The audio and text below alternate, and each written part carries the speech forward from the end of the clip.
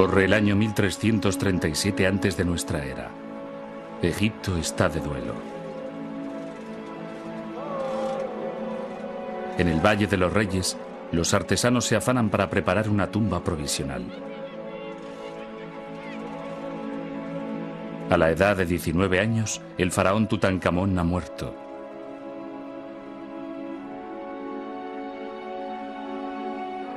Su tumba es prestada. Con solo 4 pequeñas cámaras, es minúscula según los cánones reales, pero su contenido es digno de un rey. Un trono con el retrato del joven faraón y su esposa recubierto de oro. Además, su sarcófago, el más interior de los 3, es de oro macizo y pesa más de 100 kilos. La máscara que cubría la cara de la momia está considerada una de las más bellas obras de arte nunca labradas en este metal precioso. El tesoro de la tumba de Tutankamón, el único descubierto intacto en el Valle de los Reyes, es solo un destello de lo que debía ser el antiguo Egipto durante su fabulosa edad de oro.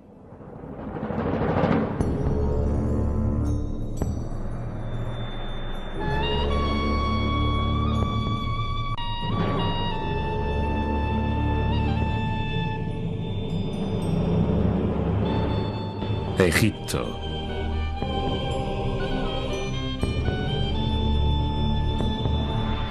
La Edad de Oro egipcia.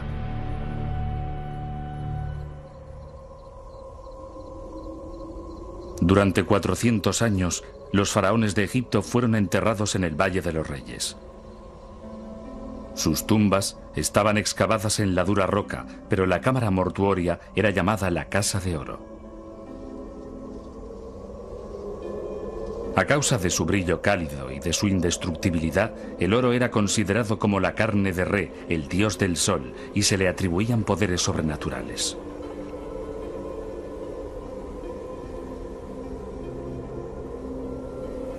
El faraón era considerado hijo del sol, un dios vivo. Siendo pródigos con el oro, la carne de los dioses, los egipcios creían asegurar al faraón la vida eterna.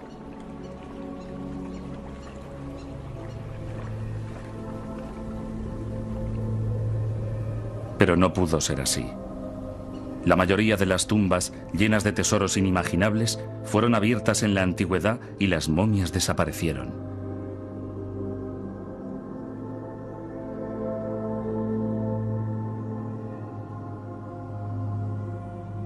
De cuerpo presente, en el Museo Egipcio del Cairo, están los restos de algunos de los más poderosos faraones de Egipto. Tutmosis I, Tutmosis II, Tutmosis IV, Setos I y Rameses II el Grande. Pero la pequeña tumba de Tutankamón, así como su nombre, estaba perdida y prácticamente olvidada.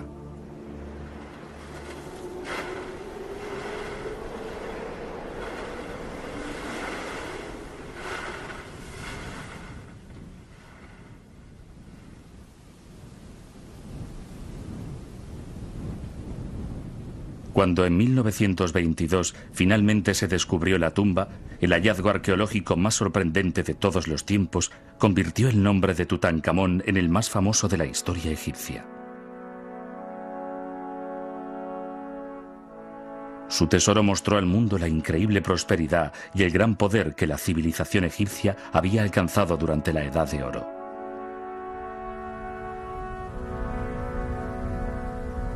Envidiado por su riqueza, Egipto tuvo la suerte de poseer un abastecimiento prácticamente inagotable de oro, extraído de los desiertos situados al este del Valle del Nilo y sobre todo de Nubia, hoy Sudán. El oro era casi tan común como el polvo.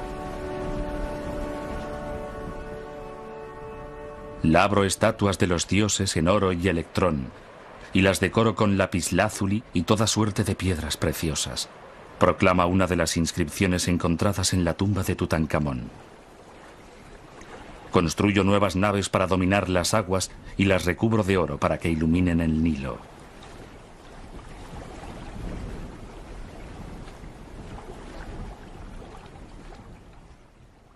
Tutankamón fue uno de los 14 reyes de la 18ª dinastía egipcia. En el año 1552 antes de nuestra era, Amosis I fundó el Imperio Nuevo, que se convertiría en el mayor imperio nunca visto en el mundo hasta entonces. En su momento culminante, el área de influencia de Egipto llegó por el norte hasta Siria y por el sur hasta el centro de Sudán.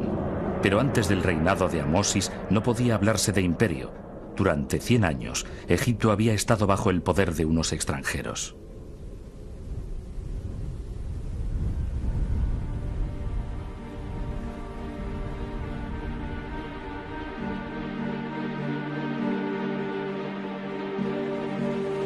Originarios de Canaán, esos extranjeros conocidos como los Hicsos habían establecido su poderosa capital en el delta del Nilo, lo que les daba un completo dominio sobre las lucrativas rutas comerciales del Mediterráneo.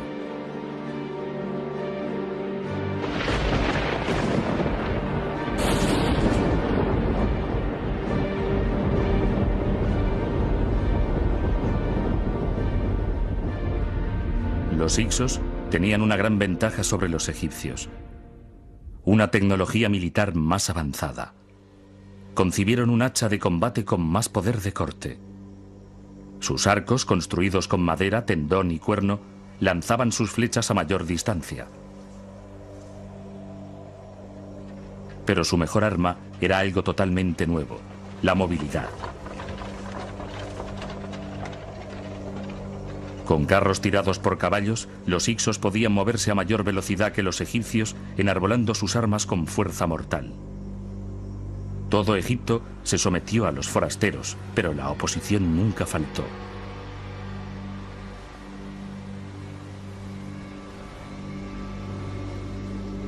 En Tebas, al fin, una familia de gobernantes locales que se consideraban a sí mismos los auténticos reyes de Egipto se rebelaron. Uno de ellos, el rey Seqenenre-Ta, pagó su osadía con la vida.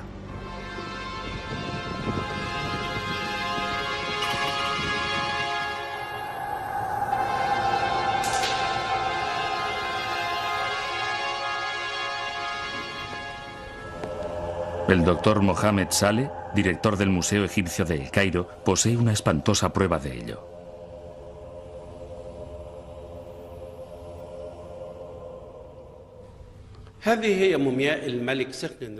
Esta es la momia de Seqenenre-Ta, que murió en el campo de batalla luchando contra los Hicsos.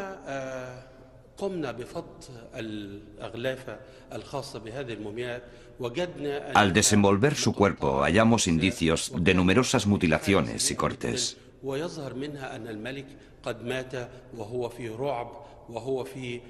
Es evidente que su muerte se produjo tras una agonía larga y dolorosa.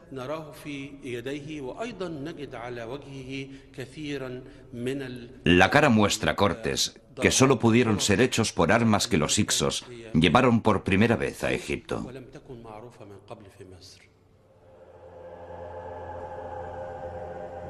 Una de las armas que le hirieron fue el hacha de combate típica de los Hicsos, de larga hoja estrecha, ideal para cortar los huesos.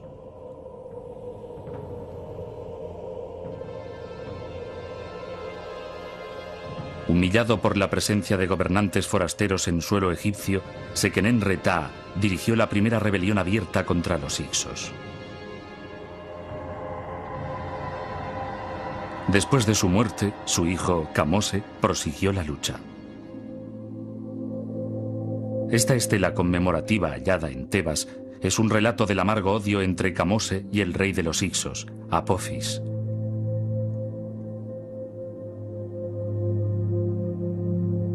Mientras el gran Amón lo tolere, no te dejaré en paz, promete el egipcio a su enemigo. No permitiré que pises los campos sin estar encima de ti. Oh, tú, de corazón malvado, asiático vil, beberé el vino de tu viña, devastaré tu morada, cortaré tus árboles.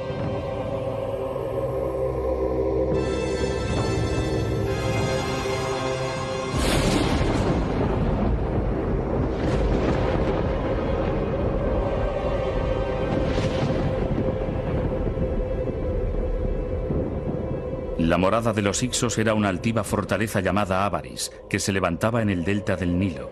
Desde allí dominaron Egipto durante 100 años. Después, al igual que la tumba de Tutankamón, Avaris se desvaneció sin dejar rastro.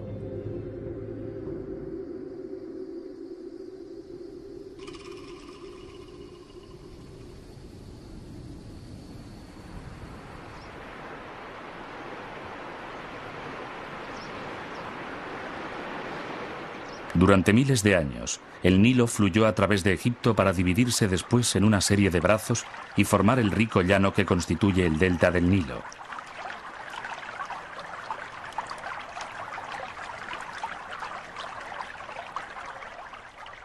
Aquí, los hicsos construyeron su capital. Pero su localización exacta ha sido uno de los grandes misterios de la arqueología moderna.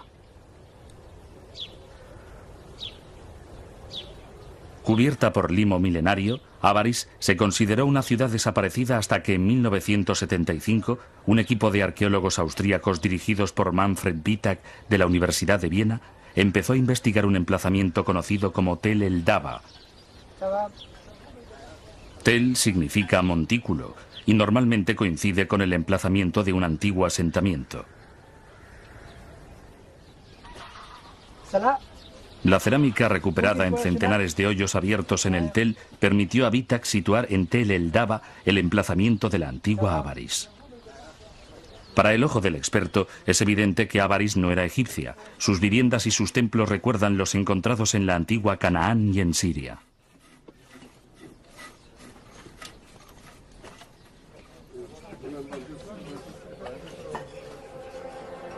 En las tumbas se han hallado armas y objetos de cerámica del mismo tipo que los usados por los hicsos. Pero en 1990 Wittak realizó lo que podría ser el hallazgo más importante de todos, los restos de un palacio fortificado.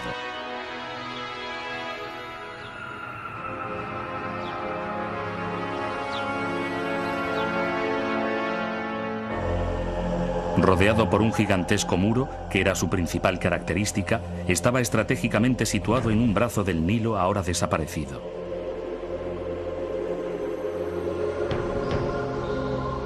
Wittak cree que era la morada del rey de los hicsos, Apophis.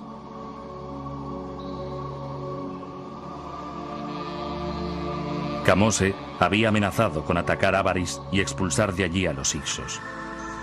Cuando estaba preparado para cumplir su amenaza, Apophis ideó un inteligente plan.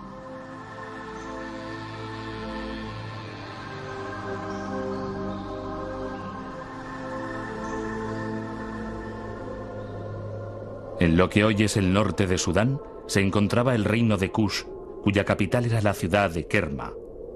Alrededor del año 1555 antes de nuestra era, un mensajero con una misión secreta salió de Avaris y se dirigió hacia el sur a través del desierto con destino a Kerma, pero el mensajero vería interrumpido su viaje.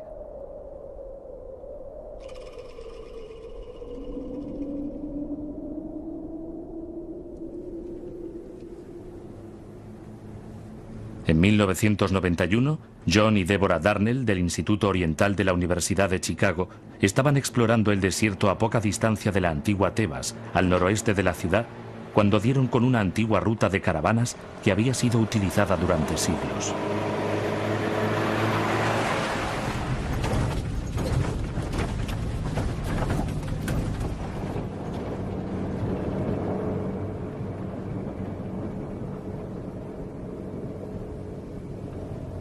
La ruta los llevó a una colina llamada Jebel Yauti. Lo que convierte en importante este promontorio del desierto son las inscripciones que hay en él.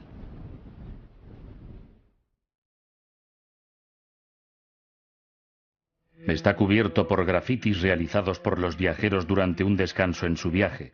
Algunos son plegarias a los dioses, otros conmemoran acontecimientos especiales, pero muchos de ellos son solo nombres y títulos. El equivalente en el Egipto de hace 4000 años al "yo estuve aquí". Algunos de estos grafitis son verdaderas obras de arte.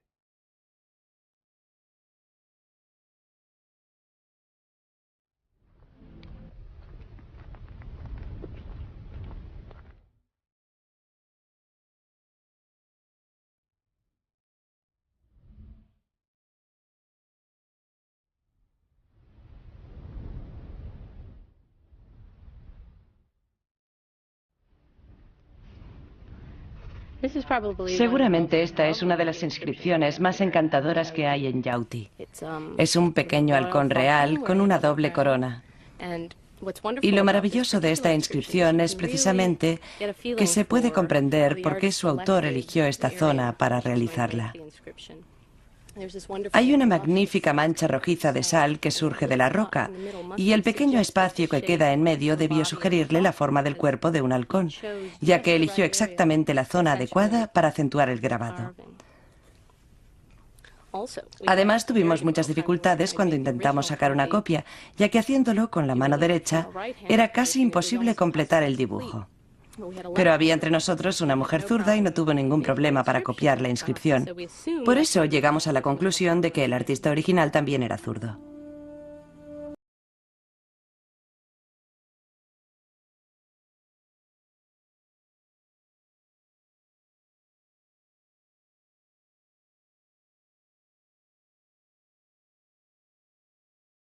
De rutas que atravesaban el desierto de norte a sur en el meandro que forma el Nilo en Kenia y que estaban enlazadas con otras rutas que se dirigían hacia los grandes oasis occidentales y hacia Nubia en el sur.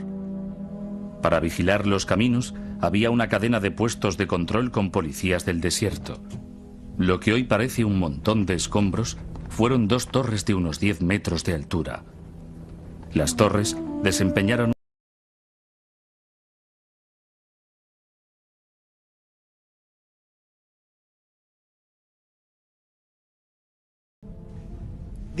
Estas vigilan los itinerarios de las caravanas que van a Jebel Yauti. Sabemos que esta zona está en la frontera de Tebas, la frontera norte de la provincia tebana. Parece que estas torres se utilizaban en tiempos de Kamose para vigilar los itinerarios de las caravanas y como bases para los policías itinerantes que controlaban la estrecha puerta del desierto, tal como la llamaban los egipcios, la puerta trasera de Tebas. Para los hicsos, la puerta trasera de Tebas fue el camino hacia el desastre. Apophis esperaba derrotar a Kamose aliándose con el rey de Kush y abriendo un segundo frente en la frontera sur de Egipto. Pero el plan se desbarató cuando su mensajero fue capturado en el desierto, camino de Kerma. Kamose murió antes de la total expulsión de los hicsos. La tarea recayó en su hermano, Amosis, el fundador de la 18ª dinastía. Amosis, el faraón que inauguró la Edad de Oro egipcia, estaba empeñado en la liberación de su país.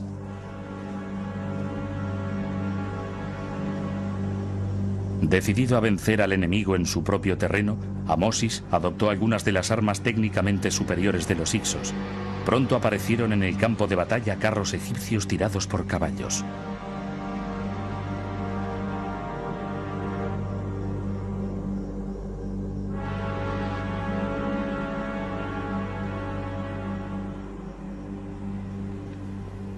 Pero los detalles de quién fue realmente el vencedor de los hicsos podrían haberse perdido en el olvido de no ser por un notable conjunto de inscripciones halladas cerca de una aldea llamada El Kap, en el Alto Egipto.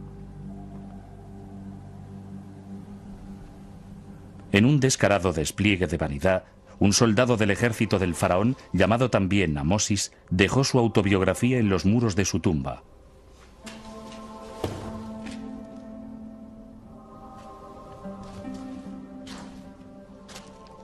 Vivian Davis, conservador de las antigüedades egipcias del Museo Británico, describe a un hombre que no solo fue ascendiendo de graduación hasta alcanzar una posición privilegiada, sino que recibió muchas condecoraciones por su valor. El principal homenaje a que podía aspirar un soldado del antiguo Egipto era recibir la condecoración de oro al valor de manos del rey. Este hombre recibió el oro al valor 7 veces. Debió de ser un héroe militar de su tiempo. Precisamente aquí aparece llevando orgullosamente el oro al valor, estos brazaletes de oro macizo.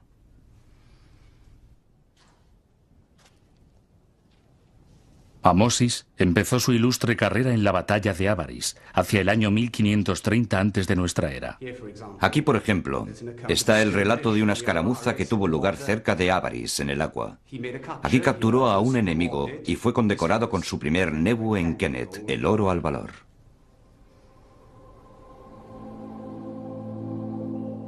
Cuando un soldado mataba a un enemigo, se le concedía un brazalete. Realicé un asalto y me llevé una mano, declara Amosis. Cortar una mano era la manera egipcia de contar las bajas. Los cautivos vivos eran considerados botín de guerra.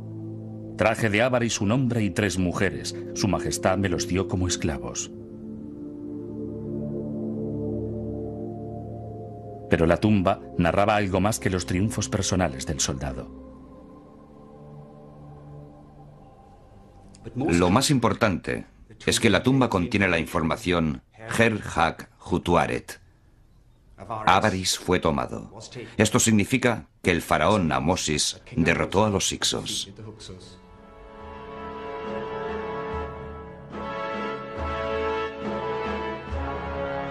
La expulsión de los Hyksos supuso la reunificación de Egipto bajo un rey nativo por primera vez después de más de un siglo. Pero al faraón no le bastaba con eso. Temeroso de sufrir represalias, llevó a cabo 2 jugadas decisivas. El faraón Amosis condujo su ejército a través del desierto y sitió la fortaleza de los Hyksos en Sharugen, en el sur de Canaán. Después estableció una poderosa alianza.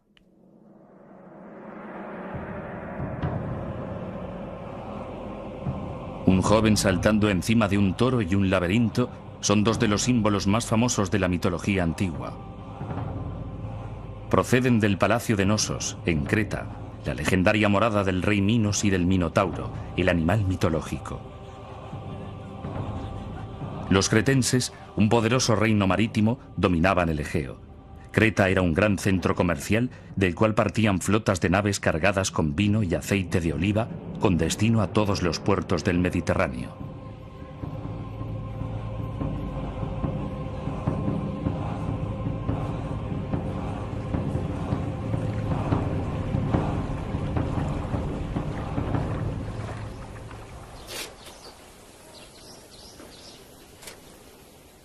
En 1991, mientras excavaban un palacio en Ávaris construido por el faraón Amosis después de la expulsión de los Hyksos, Manfred Vitak y su equipo realizaron un descubrimiento asombroso.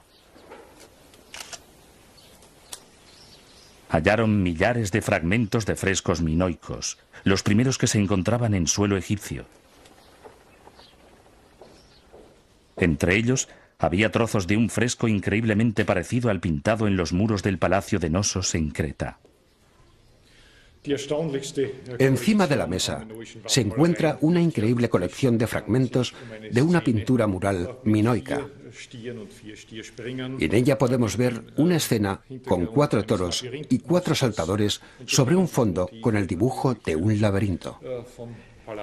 Evidentemente, conocemos estos motivos porque son semejantes a los hallados en el Palacio de Nosos y no hay ninguna duda de que artistas minoicos, procedentes de la isla de Creta, trabajaron aquí.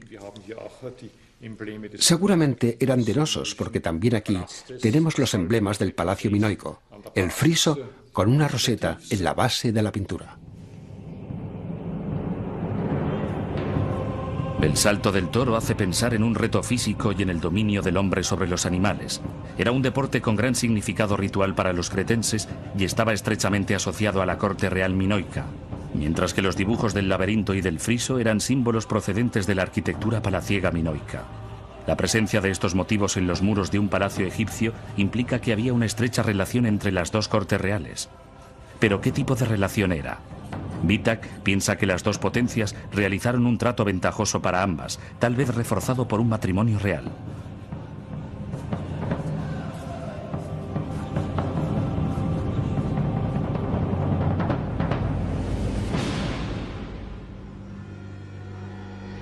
Aún después de la victoria en Ávaris, el rey Amosis temía el retorno de los Hyksos.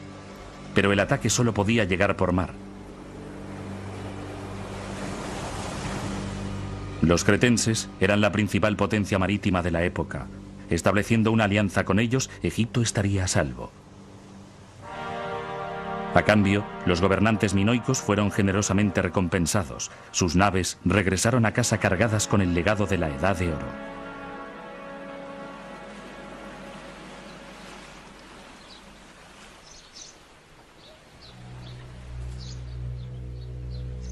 El oro era el producto más buscado en el mundo antiguo. Para Egipto, su posesión era una prioridad, pero las mayores reservas estaban en Nubia.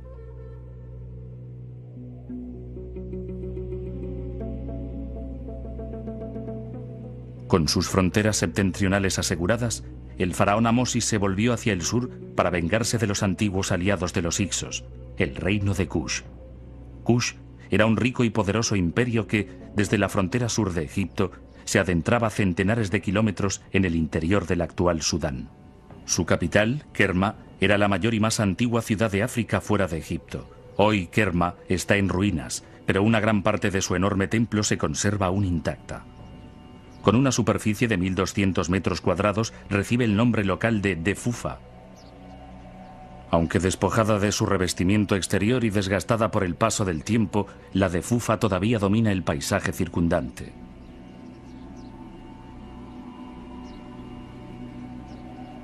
En 1977, Charles Bonnet, director de la misión arqueológica suiza en el Sudán, empezó a explorar la Defufa como parte de un plan más amplio de investigación de Kerma. En un flanco, una única puerta da acceso a una escalera que conduce a una pequeña cámara, el santuario interior del templo. Cerca de un altar de mármol blanco, Bonnet encontró huesos de ovejas y cabras que hacían pensar que era utilizado para sacrificar animales. Nos encontramos en el centro de un monumento muy misterioso que aún hoy recibe el nombre de Defufa. Se trata de un antiguo nombre nubio con el que se identifica un montículo hecho por el hombre que puede ser visto de lejos. Esta piedra increíble, un mármol dolomítico, no hemos encontrado ninguna cantera en la zona, es un altar. A su lado, descubrimos restos de ovejas y cabras. Seguramente era el lugar donde se preparaban los sacrificios a los dioses, ofrendas en las que se mataban animales y se entregaba pan. Ahora nos hallamos en el lugar donde estaba el templo principal de la ciudad. No sabemos a qué dios estaba consagrado, pero sí que se asociaba al culto solar. Desde la cámara, otra escalera lleva a la azotea donde se realizaban las ceremonias dedicadas al dios Sol. Está a 15 metros de altura y ofrece una magnífica vista de lo que debía ser una ciudad impresionante.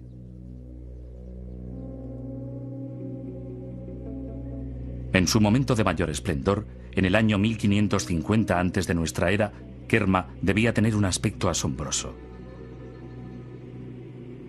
Un muro fortificado de 10 metros de altura rodeaba las casas y los jardines de la nobleza, el palacio y sala de audiencias del rey y también el complejo religioso. Cubierta de yeso, con columnas de más de 20 metros, la Defufa era espléndida, incluso según los criterios egipcios.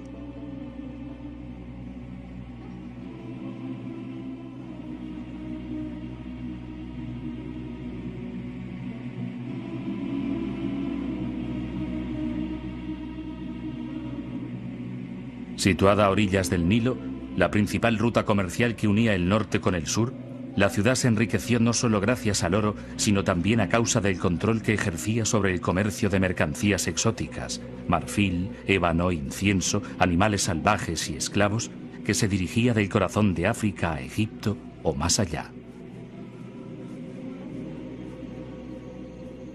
En su tiempo, Kerma tuvo sus propios artesanos, muy especializados. Me interesa especialmente esta pieza. Usted me dijo que representaba la puerta de la Defufa. Sí, es extraordinaria por lo rara que es. Aquí parece verse la forma general de la puerta fortificada con el conjunto de troneras que la protegían. Es un objeto único, es un sello. Las mercancías eran selladas y el sello se destruía después de usarlo. Entonces ya no servía. Es una pieza única y extraordinaria. A Salah Ahmed, director de excavaciones del Servicio de Antigüedades de Sudán, le asombra todavía más la cerámica. Una de las mejores cerámicas producidas en el mundo antiguo, con unos distintivos dibujos en negro y rojo y tan delgada como una cáscara de huevo. Pero como sabe, también hemos encontrado oro. Estamos en la región del oro. Es uno de los pocos objetos de oro hallados en Kerma, ¿verdad? Sí, es realmente magnífico. Todas las tumbas fueron saqueadas en busca de oro como este. Por eso no creo que encontremos demasiado. Uno de los grandes misterios de Kerma es cómo un reino que tenía miles de habitantes podía subsistir en medio de lo que parece un árido desierto.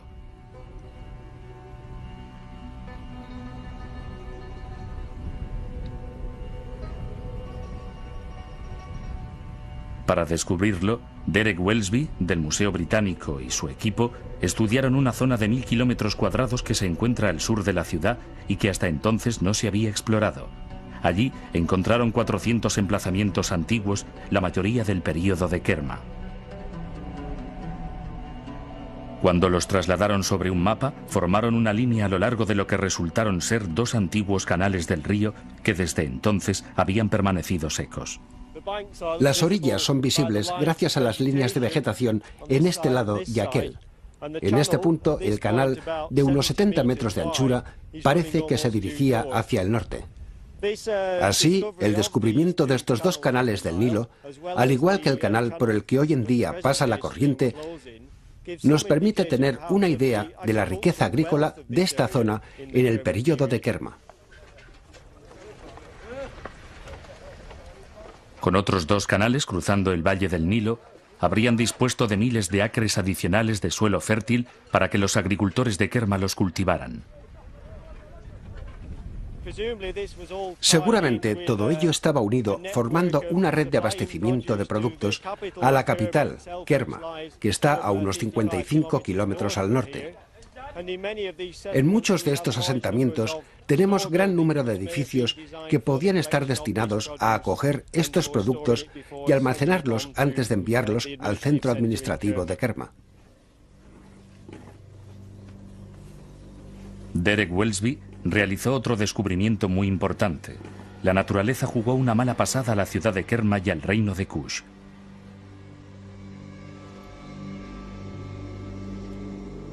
Alrededor del año 1500 antes de nuestra era, los 2 canales del Nilo empezaron a secarse y el abastecimiento de alimentos empezó a disminuir.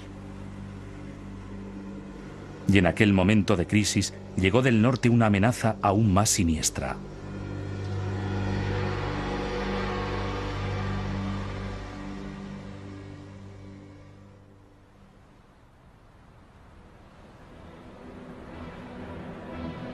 La campaña egipcia iniciada por el faraón Amosis para someter a sus vecinos del sur llegaba ahora a su 3ª década. La Baja Nubia había caído unos años antes con escasa resistencia, pero a medida que los egipcios penetraban en el país, la oposición era mayor. El soldado Amosis, que luchó con tanta valentía en Avaris, había sido ascendido de rango. Con el título oficial de guerrero del gobernante, formaba entonces parte del ejército del faraón Tutmosis I. Hacia el año 1500 antes de nuestra era, el faraón navegó hasta el corazón de Kush, en la 3ª catarata del Nilo, para librar la última y decisiva batalla.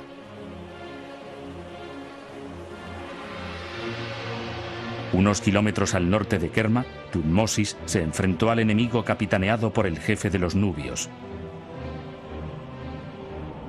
Su Majestad disparó y su primera flecha atravesó el pecho de aquel adversario, explica Amosis. Entonces los contrincantes se volvieron para huir. Hubo una gran matanza entre ellos y sus súbditos fueron tomados como esclavos. Con la flecha aún en el pecho, el jefe nubio fue colgado cabeza abajo en la proa de la nave de Tutmosis a modo de macabra advertencia. Entonces el faraón saqueó e incendió la capital kushita.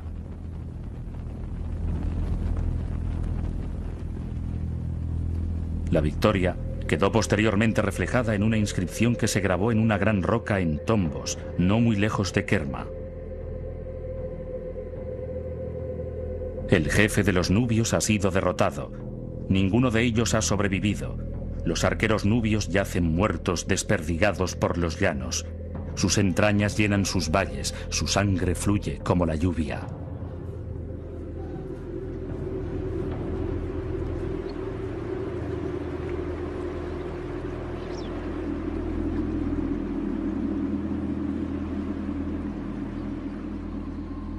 Con la conquista del país de los cushitas, Egipto impuso su dominio sobre las minas de oro más ricas del mundo antiguo. Enormes cantidades de metal precioso ingresaron en el tesoro de los faraones junto con mercancías exóticas procedentes del centro de África. Diversas pinturas funerarias muestran a los nubios llevando oro como tributo a Egipto. El oro era cuidadosamente pesado en balanzas y registrado por los escribas. Algunas inscripciones de los tiempos de Tutmosis III, el nieto del conquistador de Kush, cuentan que durante 3 años distintos de su reinado se importaron más de 9.000 deben de oro de las minas de Nubia, el equivalente a casi 1 tonelada, que hoy tendría un valor de varios millones de dólares.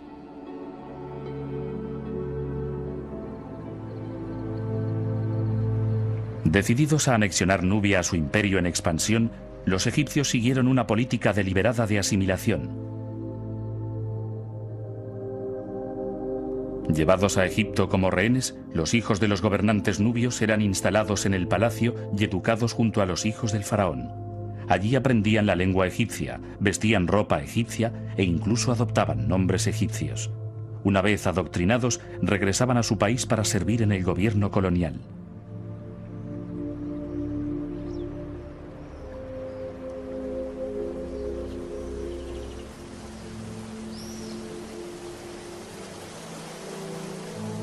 El oficial más poderoso de Nubia era el virrey de Kush.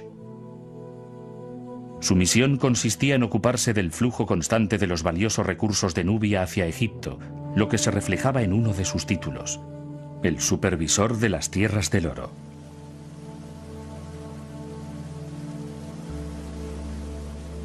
Uno de los más famosos virreyes fue Merimose, que a partir del año 1390 antes de nuestra era estuvo durante 30 años al servicio del faraón Amenhotep III. Una imagen suya se grabó en el reverso de la gran roca de Tombos. Los nombres de su amo están dentro de 2 óvalos llamados cartuchos. Bajo los cartuchos pueden verse las figuras de 2 nubios cautivos, un símbolo de la dominación egipcia.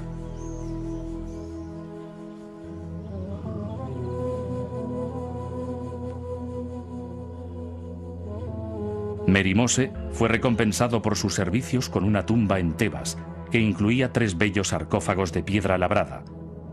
Era una sepultura notable para un plebeyo, un indicio de la estima en que lo tenía el rey.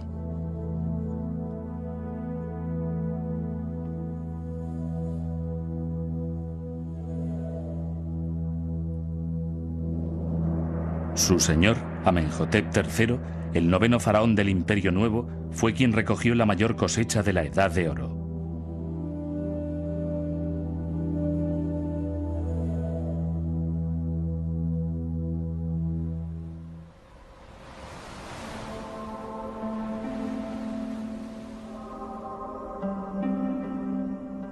Conocido como el Sol resplandeciente de Egipto, cuando murió en el año 1347, Amenhotep era probablemente el hombre más rico de la tierra.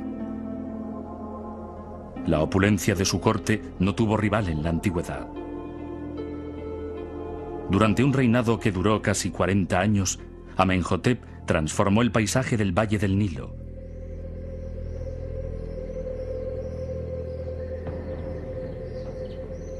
Construyó un nuevo y espléndido templo en Luxor, realizó importantes adiciones al templo de Amón-Re en Karnak y levantó centenares de estatuas, entre ellas los colosos de Memnón en Tebas.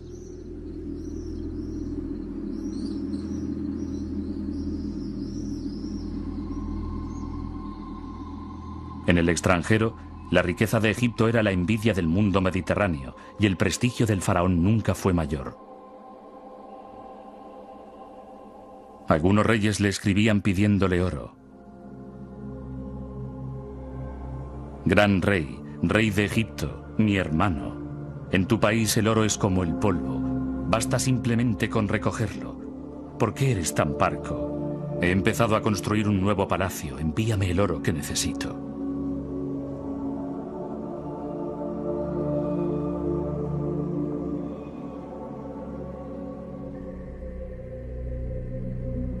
Pero durante la era imperial entró más oro en Egipto del que salió. Incluso llegó a los que servían al faraón.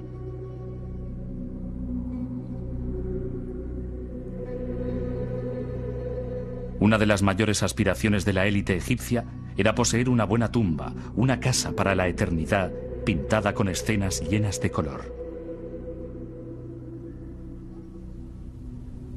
En lo alto de una colina de la orilla oeste del Nilo, en Tebas, se halla la tumba de un mayordomo real llamado Su-em-Niut, que sirvió a su rey Amenhotep II y fue recompensado con oro.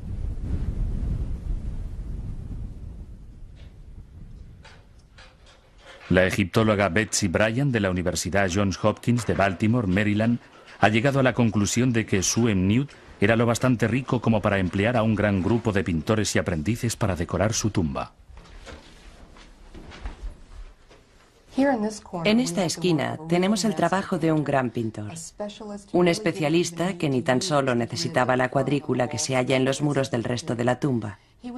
Podía dibujar directamente estas estatuas reales sin ningún tipo de cuadrícula previa, con un pincel muy pequeño. Era capaz de plantearse el cuerpo del rey y trazarlo varias veces, como puede verse a simple vista, hasta obtener el perfil deseado. Después lo llenaba con capas de color para completar la estatua. Seguramente este estaba acabado en negro, para indicar la resurrección del rey, una figura negra. Este, sin embargo, debía tener la piel amarilla y probablemente este tenía la piel roja en la época en que fue pintado.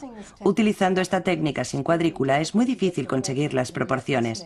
A pesar de ello, este pintor, que era un especialista, supo hallar las proporciones de estas figuras con una perfección absoluta. Un buen pintor podía pintar un muro sin dibujo previo. Los aprendices se servían de una cuadrícula para obtener las proporciones adecuadas. Entonces, como ahora, se tratara de aprendices o de veteranos, los había buenos y malos.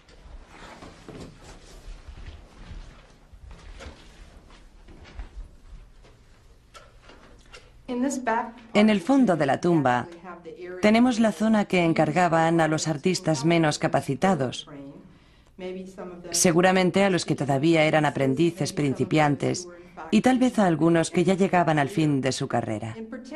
Tenemos, por ejemplo, a un artista al que llamamos cariñosamente el anciano amarillo, porque era una persona que solo se dedicaba a poner pintura amarilla en este muro. Por desgracia, no parece que el anciano amarillo tuviera muy buen ojo. Así, si se miran las figuras donde hay pintura amarilla, se ve que se acercaba y en cualquier lugar donde veía que había un perfil terminado, una cara acabada o unos ojos dibujados, el anciano amarillo se limitaba a pintar encima.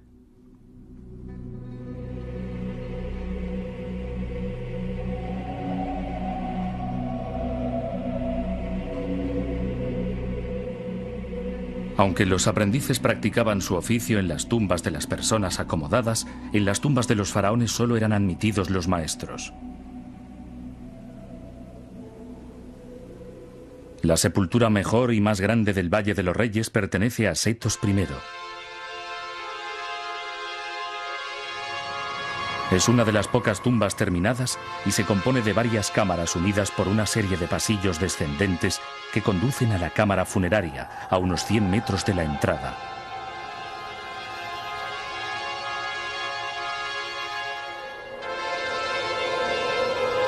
La excavación de una tumba duraba, por regla general, unos 2 años. La decoración podía durar aún más tiempo.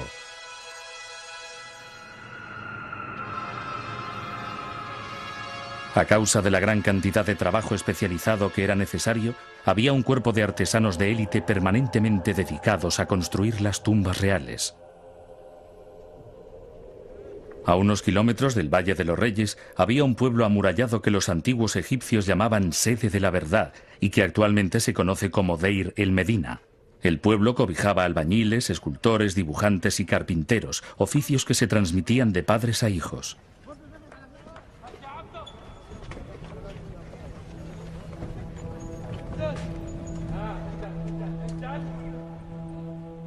Los artesanos, que curiosamente sabían escribir, llevaban registros en papiros y fragmentos de cerámica y de piedra caliza llamados óstraca. Anotaban desde el precio de la comida hasta los turnos de trabajo.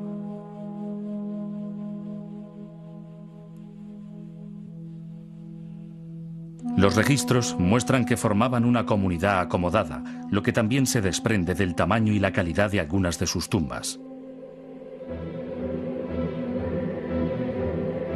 Pero a pesar de la prosperidad que reinaba en el país, en el horizonte se levantaban nubes de tormenta.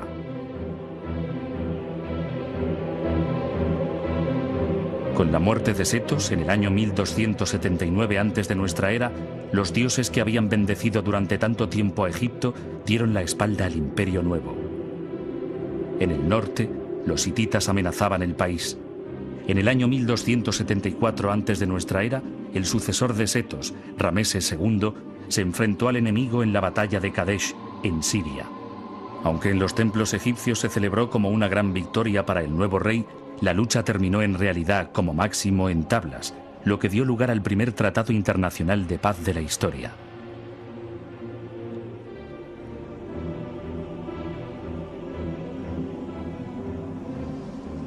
La batalla de Kadesh fue el comienzo del fin de la edad imperial.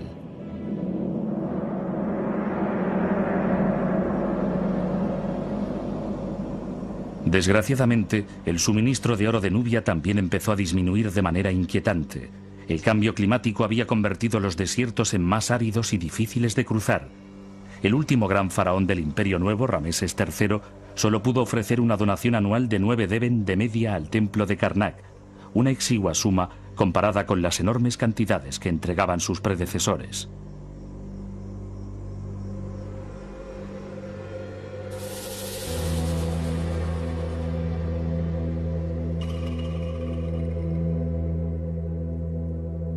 Pero algunos egipcios encontraron un seguro yacimiento de oro. Por la noche, obreros que durante el día servían fielmente a sus faraones se dedicaban a saquear las tumbas reales. Esta transcripción de un juicio nos ofrece la sorprendente confesión de un albañil llamado Amennufer. Abrimos el sarcófago exterior y el interior y encontramos la noble momia del rey. De su cuello colgaba un gran número de amuletos y ornamentos de oro. Robamos muchos objetos y los repartimos entre nosotros. 20 deben de oro para cada uno. Después quemamos la momia.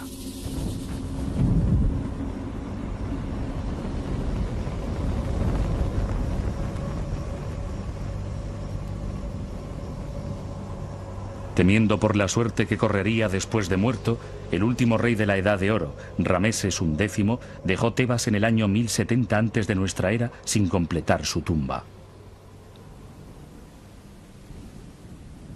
Ningún faraón volvería a ser enterrado en el Valle de los Reyes.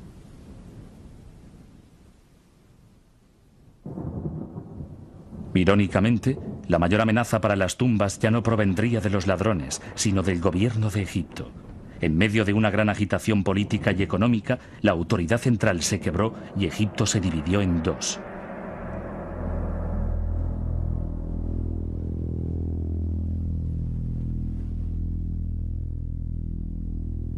Debido al poco suministro de oro, las tumbas reales eran una tentación irresistible.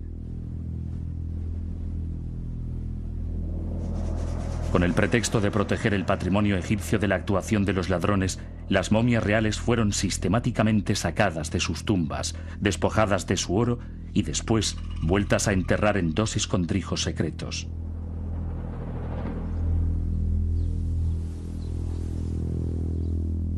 Habían de permanecer allí durante 3000 años, hasta que fueron descubiertas a finales del siglo XIX y sus cuerpos llevados al Museo de El Cairo.